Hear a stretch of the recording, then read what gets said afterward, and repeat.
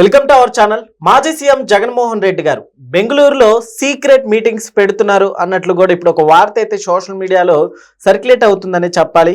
So అది గత 2 రోజుల నుంచి కూడా నడుస్తుంది. సో ఏంటి ఇష్యూ గురించి ఒకసారి డిస్కస్ చేసే ప్రయత్నం చేద్దాం. ప్రస్తుతం మనతోటి పొలిటికల్ అనలిస్ట్ జర్నలిస్ట్ జగదేవ్ గారు ఉన్నారు. ఇంటర్వ్యూలోకి వెళ్దాం. హలో సార్, నమస్కారం. నమస్తే. సార్ ఏంటి సార్ జగన్మోహన్ రెడ్డి గారు నిజంగా సీక్రెట్ మీటింగ్స్ పెడుతున్నారు? జగన్మోహన్ రెడ్డి గారు చుట్టూ ఉచ్చు బిగిస్తోంది, లేదంటే బిగ్ బాస్ అరెస్ట్ ఎప్పుడు, అలాగే ఆయన చేసేవన్నీ కూడా రెడ్ హ్యాండెడ్గా దొరికిపోయేలా ఉన్నాయని మనం 2024లో ఘోర పరాభవం తర్వాత నుంచి కూడా చూస్తున్నాం. అయితే అందరూ ఏమని ఊహించారంటే కూటమి ప్రభుత్వం రాగానే ఫస్ట్ జగన్మోహన్ రెడ్డి గారి అరెస్ట్ ఉంటుంది అన్నట్టుగా అనుకున్నారు. బట్ అవి పిల్లిపిత్తిరి రాజకీయాలు.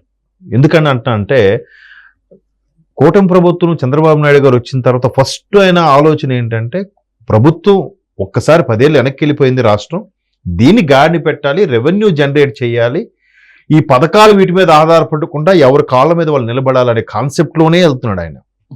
వీళ్ళకి ఎప్పుడైతే 11 సీట్లకే పరిమితమయ్యారో ఆదరణ తగ్గిందో వీళ్ళే నోటికొచ్చినట్టు మాట్లాడడం, ఎవడో ఒకడు పైకి రావడం, చెలరేగిపోవడం అన్నీ చేయడం వల్ల అప్పుడు అక్కడ నుండి అధికారులు దృష్టి పెడితే వీళ్ళకి ఒక్కొక్కడికి వాళ్ళ డాష్లన్నీ బయటకు వచ్చాయి.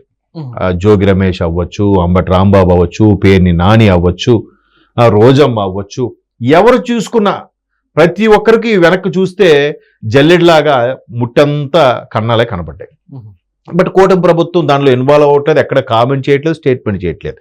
స్టేట్మెంట్ చేసేసరికి వీళ్ళు మరికొద్దిగా మనకే పట్టించుకోవట్లేదు అని చెప్పి ఇంకా చెలరైపోయి ఏదో మాట్లాడుతున్నారు. పక్కన పెడితే ఇప్పుడు జగన్మోహన్ రెడ్డి గారి వ్యవహారం చూస్తే ఎవరిని అడిగినా ఇప్పటికీ ఒక రిటైర్డ్ ఐఏఎస్ ఆఫీసరు, ఒక రిటైర్డ్ చీఫ్ సెక్రటరీ, ఒకప్పుడు టీటీడీకి ఈవోగా చేసిన వ్యక్తులు, వీళ్ళందరూ పేర్లు అనవసరం, వీళ్ళందరూ ఒక్కొక్క ఇంటర్వ్యూ చూస్తే జగన్మోహన్ రెడ్డి గారు రెడ్ హ్యాండెడ్గా దొరికిపోయే కొన్ని పనులు చేశారు, వాటి నుంచి ఆయన తప్పించుకోలేరని మేధావులు విశ్లేషణ చెప్పిన వారు. ఇప్పుడు ఐఏఎస్ ఆఫీసర్లు అంటే ఫస్ట్ క్లాస్ మేజిస్ట్రేట్ వాళ్ళు, అంతే కదా, వాళ్ళందరూ వాళ్ళ క్యాడర్. సో వాళ్ళకి తెలియని న్యాయము, వాళ్ళకి తెలియని చట్టాలు ఏముంటాయి, అటువంటి వాళ్ళు కూడా డిక్లేర్ చేసి చెప్పారు జగన్మోహన్ రెడ్డి గారు ఏదైతే ప్రభుత్వం ఉందో అది ఖచ్చితంగా తప్పించుకోలేదు. ఏంటది? మొట్టమొదటి లిక్కర్ స్కామ్ ఎంత ఇదంటే ఢిల్లీ స్కాము, ముఖ్యమంత్రి హోదాలో ఉన్న కేజ్రీవాల్ని అరెస్ట్ చేస్తే ఇక్కడ ఈ పరిస్థితి ఏంటి అనేది క్వశ్చన్ మార్క్. ఎందుకంటే ఇక్కడ స్కామ్తో పోల్చితే ఢిల్లీ స్కామ్ జూజూబీ అంట. ఈ కవిత గారు సుమారుగా 5 నెలలు జైల్లో ఉన్నారు, అవన్నీ కూడా దానికి రిలేటెడే. అదొకటి. ఆ లిక్కర్ స్కామ్లో scan, UPR, QA code, UPI ఏం లేవు కాబట్టి అదొకటి ఉంది, అది రెడ్ హ్యాండెడ్గా దొరికిపోయే అంశము. తర్వాత ఇంకోటి ఏదంటే అది చాలదన్నట్టు నెయ్యి ఒకటి తలకు చుట్టుకుంది. ఇంకొకటి ఇప్పటి వరకు 2012 నుంచో 11 నుంచో ఒక వ్యవహారం, మనీ లాండరింగ్ వ్యవహారంలో ఇప్పటికే ఆయన బెయిల్ మీద ఉన్నాడుగా. మొన్న రీసెంట్గా నెల కిందట కూడా హైదరాబాద్ వచ్చారుగా, వచ్చినప్పుడు కూడా రప్ప సీఎం అని కూడా వచ్చారుగా. మరి కోర్టుకు అవన్నీ అనవసరం కదా. అంటే ఇంకా ఆ 13 ఏళ్ళుగా వెంటాడుతున్న మనీ లాండరింగ్ కేసు ఒకటి ఉంది, లిక్కర్ స్కామ్ ఒకటి ఉంది. ఇది చాలదన్నట్టు మాజీ మంత్రి వివేకానంద రెడ్డి గారు, కాంగ్రెస్ మాజీ మంత్రి వివేకానంద రెడ్డి గారి హత్య ఉదంతం కూడా కొలిక్కి వచ్చింది. అవునా? ఇన్ని చుట్టుముడుతుంటే మరి ఆయన రాజకీయాల మీద ఎలా కాన్సన్ట్రేట్ చేయగలుగుతాడు?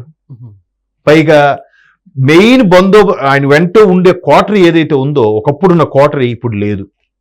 విజయసాయి రెడ్డి గారు లాంటి ఒక మేధావి, ఒక ఆడిటర్, ఒక మంచి రాజకీయవేత్త, ఒక మంచి బిజినెస్ మ్యాన్ లాంటి వ్యక్తి ఈరోజు రాజీనామా చేసి పార్టీ సభ్యత్వానికి, రాజ్యసభ సభ్యత్వానికి రాజీనామా చేసి పక్కెళ్ళిపోయాడు ఆయన.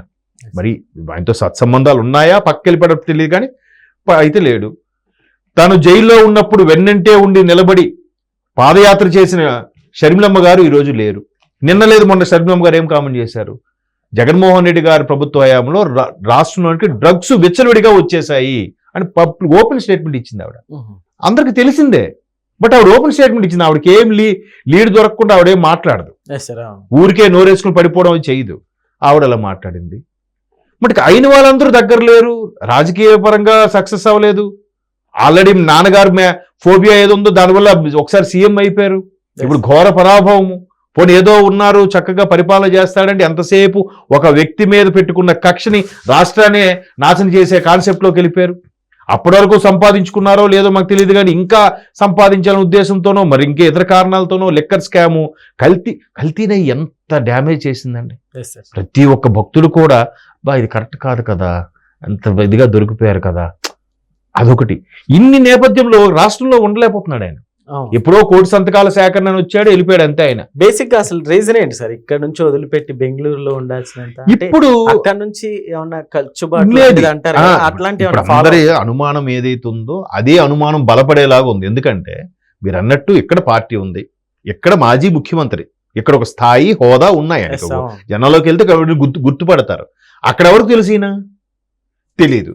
పైగా అక్కడ ఎందుకు ఉంటున్నారు అంటే బయట వినిపించే టాక్ ఏంటంటే ఇవన్నీ చుట్టుముట్టాయి, పద్మవ్యూహంలో ఉండిపోయాడు ఆయన. జగన్మోహన్ రెడ్డి గారు ఒక పక్క అంటే ఇలాంటివి అసలు ఉండవు, చర్చికి వెళ్తారు అని టాక్ కూడా ఉంది కదా సార్, నమ్మరని? ఏమోనండి, అంటే ఆయన ఇప్పుడు కూడా చర్చికి వెళ్తారో వాటికన్ సిటీ వెళ్తారో మనకు తెలియదు, కానీ ఈ వ్యవహారాలపై ఢిల్లీలో లాబింగ్ చేసే పరిస్థితిలో ఒక మధ్యవర్తుల్ని కలుస్తున్నారు, దాని మీద మల్లగుల్లాలు పడుతున్నారు, చర్చోపచర్చలు జరుగుతున్నాయి. ఎక్కడైతే మనకి సొంత రాష్ట్రం కాబట్టి కనీసం అన్ని రకాలుగా చుట్టూ కెమెరా ఎవరు ఏం చేస్తున్నాడు ఒక నిఘా ఉంటది. అక్కడ ఆయన ఒక ప్యాలెస్ ఏదో ఆయన మెయిన్ గేట్ నుంచి లోపలికి ఒక 1/2 కిలోమీటర్ ఉంటుందండి డిస్టెన్స్, అంత పెద్ద గెస్ట్ హౌస్ ఏదో అంటారు, ఫామ్ హౌస్ సంథింగ్. సో అక్కడ ఉన్న దాంట్లో అయితే ఎవరు వచ్చినా వెళ్ళినా అంతగా తెలియదు, చాలా లోపలికి ఉంటుంది.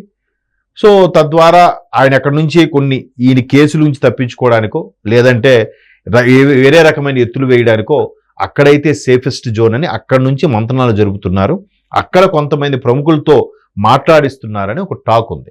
మరోవైపు కర్ణాటకలో కాంగ్రెస్ ప్రభుత్వం ఉంది కాబట్టి ఇలాంటి లాబింగ్లు ఏమి చూడాలంటే డీకే శివకుమార్ గారు మంచి సిద్ధవస్తులు. సో ఆయన అనుచర గణంలో ఒక టచ్లోకి వెళ్ళారు ఈయన. సో ఆ టచ్లోకి వెళ్ళి తద్వారా మాట్లాడిస్తున్నారు అని ఒక టాక్ కూడా ఉంది. అంటే పెద్ద పెద్ద వాళ్ళు ఏదైనా చేయగలుగుతారు, ఏదైనా చేసుకోగలుగుతారు. Money makes many things. లావాదేవీల పరిచయాలు ఆ స్థాయిలోనే ఉంటాయి. ఇప్పుడు జగన్మోహన్ రెడ్డి గారు బీజేపీ పెద్దలు కూడా కలవట్లేదంట. ఎందుకు కలవట్లేదంటే ఆల్రెడీ కూటమిలో టీడీపీ జనసేన బలంగా ఉన్నాయి. మరోవైపు బీజేపీ సంబంధించి నరేంద్ర మోదీ గారు కూడా జగన్మోహన్ రెడ్డి గారి ప్రస్తావన గతంలో ఇండైరెక్ట్ గా ప్రస్తావించారట. ఒక రాష్ట్ర ముఖ్యమంత్రి ఈ స్థాయిలో స్కాములు చేస్తున్నారని చెప్పి ఒక ప్రొజెక్ట్ రేస్ కూడా చూపించారట. దానికి మన అనకాపల్లి ఎంపీ సీఎం రమేష్ గారు కూడా ఒక ఇంటర్వ్యూలో చెప్పారు కూడా. అంటే ఇంత చుట్టువైపులా ఉచ్చు బిగుస్తుంటే ఇంకా ఆయన ఇక్కడికి వచ్చి రాజకీయాలు ఏమనంటారు. మరోవైపు ఆయనకు ఫేవర్గా ఉన్న నాయకులందరూ ఎవడూ బయట కనబడట్లే. అడపాదడప అంబటి గారో పేర్ని గారో కనిపిస్తున్నారు, తప్పితే రోజమ్మ కనిపిస్తున్నారు. ఇంకెవరు కనిపిస్తున్నారు? మొన్న మళ్ళీ కొడాల నాని కనిపించారు. మిగతా నాయకులందరూ ఏమైనట్టు? ఎవ్వరు ఇంతకుముందు జగన్ మీద ఏగవాళ్తే ఫైర్ అయిపోయే స్టేట్మెంట్లు ఇచ్చే వ్యక్తులు ఇప్పుడు ఎవరేం మాట్లాడట్లే. అంటూ మేము మాట్లాడితే మా మెడకు చుట్టుకుంటుందన్న భయంతోనో లేదా జగన్మోహన్ రెడ్డి గారు నిజంగా ఇవన్నీ చేశారు కాబట్టి మనం దూరంగా ఉంటే బెటర్ అనో మొత్తానికి అలా జరుగుతుంది. కాబట్టి ఆయన ఎక్కువగా బెంగళూరు ప్యాలెస్ చుట్టూనే మంత్రాలు జరుపుతున్నారని టాక్ ఉంది. ఇదంతా కూడా ఆ బిగ్ బాస్ అరెస్ట్ ఎప్పుడు, లేదా ఈయన మనీ లాండరింగ్ వ్యవహారం కేసు కొలుక్కొచ్చేది ఎప్పుడు, లేదా వివేకానంద రెడ్డి గారి హత్యకి సంబంధించి ఉదంతం ఎప్పుడు బట్టబయలవుతుంది, అలాగే ఆ కోడికత్తి వ్యవహారం నిజమా అబద్ధమా, ఇవన్నిటి మీద కూడా ఒక కొలిక్కొచ్చే సమయం ఆసన్నమైంది. కాబట్టే ఆయన అక్కడే ఉంటున్నారు, అక్కడ మించి రావట్లేదు అనేది అయితే చర్చ నడుస్తుంది. బట్ దానికి కూడా వాళ్ళు పాజిటివ్గా చెప్తే చెప్పుండొచ్చు.